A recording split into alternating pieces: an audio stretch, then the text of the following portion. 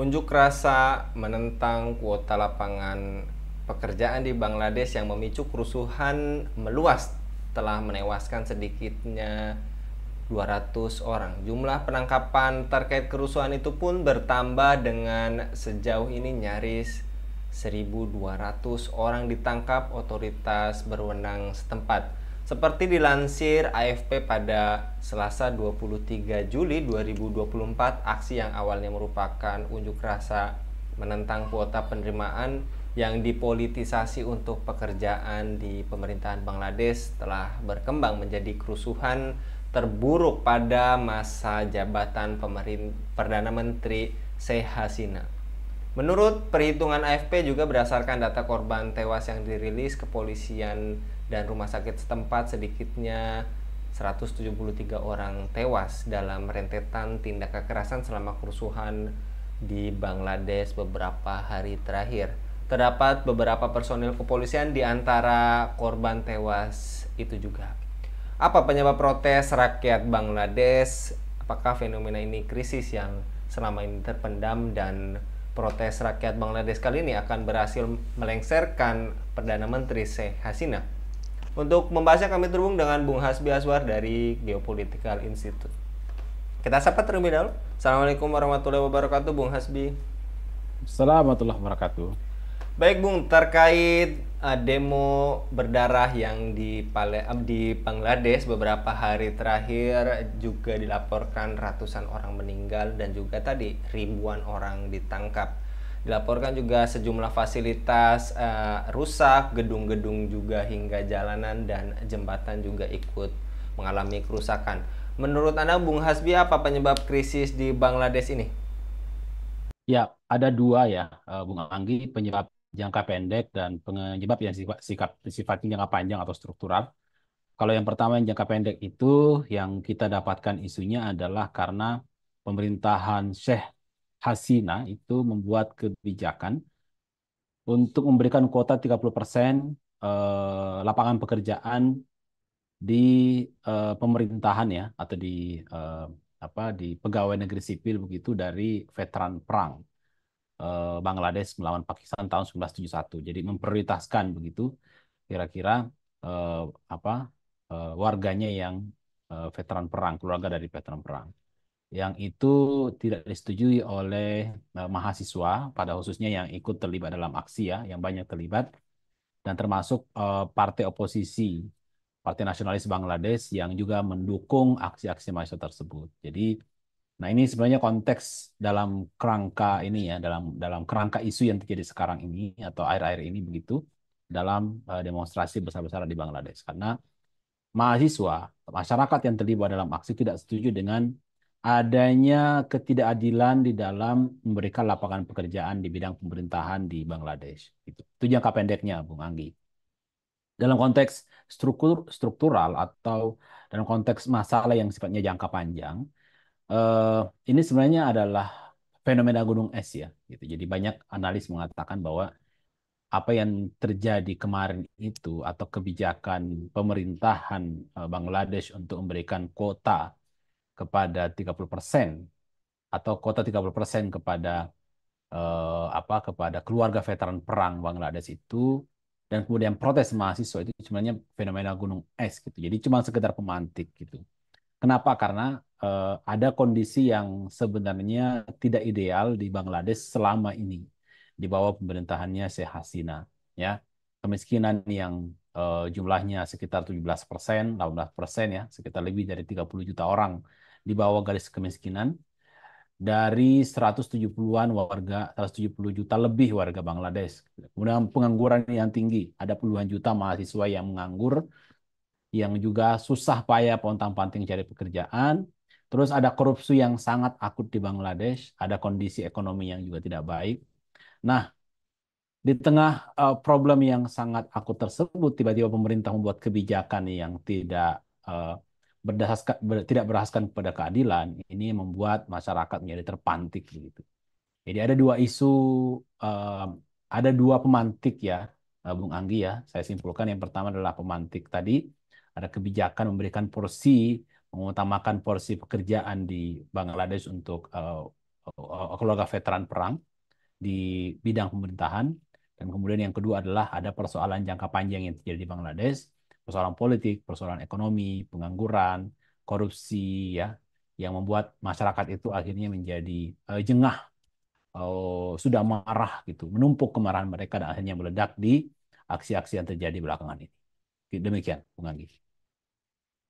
Di lain sisi, pihak berwenang juga mulai menembaki para demonstran juga tadi data menunjukkan lebih dari 1.000 orang ditangkap. Apakah ini menunjukkan wajah kejam dan represif dari rezim demokratis Bangladesh, Bung? Ya, ini sebenarnya bukan rezim demokratis ya, Bung Anggi ya. Ya, Bangladesh itu sudah banyak dikritik dengan berbagai macam posisi buruk ya dalam praktek bernegaranya ya di bawah pemerintahan Sheikh Hasina begitu. Sejak yang berkuasa sejak tahun 1990-an. Sebenarnya apa ya? Ya, praktek-praktek bernegara yang dilakukan oleh pemerintahan Sheikh Hasina itu ya kurang lebih sama dengan eh, pemerintahan era Orde Baru dulu ya.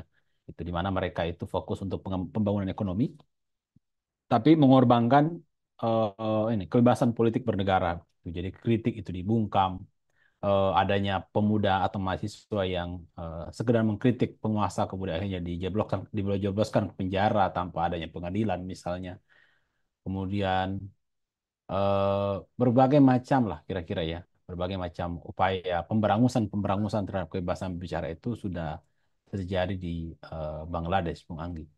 Tapi walaupun pemerintah itu sedemikian represifnya, kita juga bisa melihat dalam sejarah perjalanan politiknya Bangladesh di bawah rezim Hasina ini, tetap saja masyarakat itu tetap berani untuk berjuang. Nah, ini menurut saya hal yang sangat luar biasa dari semangat masyarakat Bangladesh ya.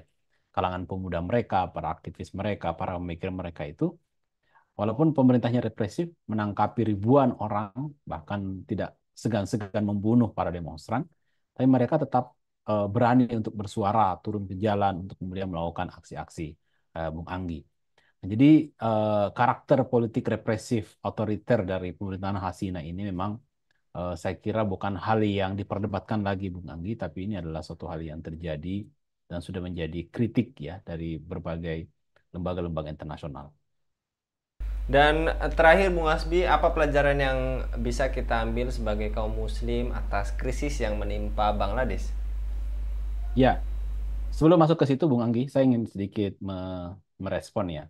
Mungkin ada yang mengatakan apakah Bangladesh akan terjadi perubahan besar, reformasi politik seperti reformasi kemarin ya.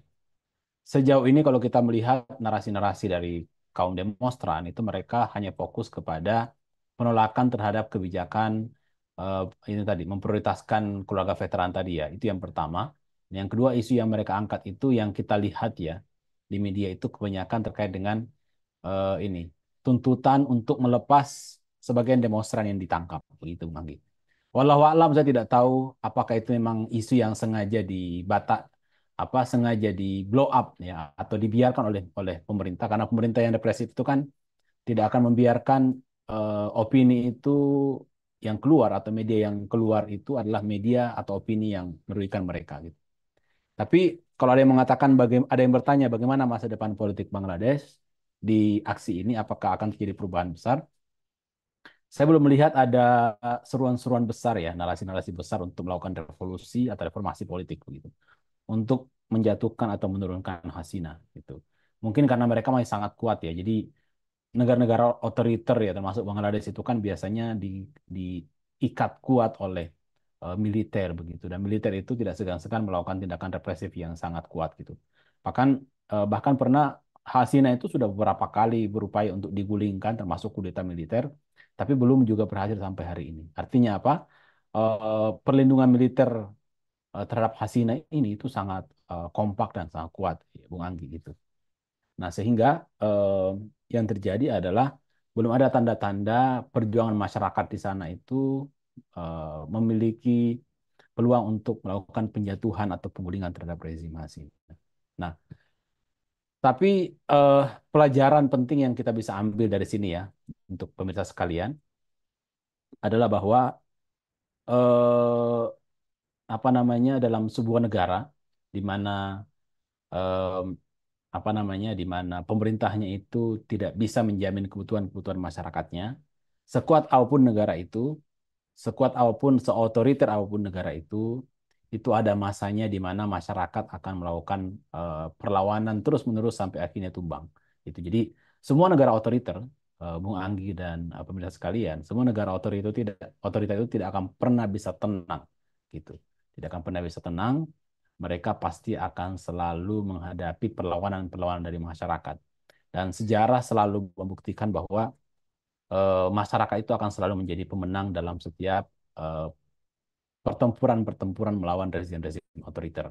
Apakah itu namanya pemerintahan lokal yang otoriter, ataukah rezim kolonial yang datang menduduki negara tersebut? Gitu. Nah, saya kira itu kira-kira Bung Anggi sebagai penutup untuk sore ini. Dan satu lagi ya yang saya lupa Ya. ya, bagaimana pelajaran untuk kaum muslimin? Saya kira ya di negara-negara kaum muslimin juga, Bangladesh saya kira termasuk dari negara kaum muslimin ya, gitu. Dan sekarang banyak sekali negara-negara umat Islam yang juga otoriter gitu. Bukan hanya otoriter secara politik, tapi juga menggunakan otoritarianisme mereka itu untuk menyembunyikan kejahatan-kejahatan mereka. Nah, maka pesan saya adalah ya kalian silahkan ya, para pemimpin-pemimpin otoriter itu silahkan dengan sekuat tenaga menjaga kepemimpinan kalian, kekuasaan kalian, tapi yakinlah satu hari nanti masyarakat itu akan menumbangkan kalian. Itu kira-kira. Baik, jazakallah Bung Hasbi. Mudah-mudahan ini menjadi pelajaran bagi kaum muslim dan para pemimpin yang zolim di luaran sana ya Bung Hasbi. Dan mudah-mudahan Bung Hasbi senantiasa dilindungi oleh Allah SWT dalam setiap aktivitasnya. Demikian pemirsa Ilava News yang dirahmati Allah. Jangan lupa untuk subscribe, share, dan like sebanyak-banyaknya. Semoga menjadi amal kebaikan bagi kita semua di dunia dan di akhirat. Saya Anggi Suara diundur diri. Assalamualaikum warahmatullahi wabarakatuh.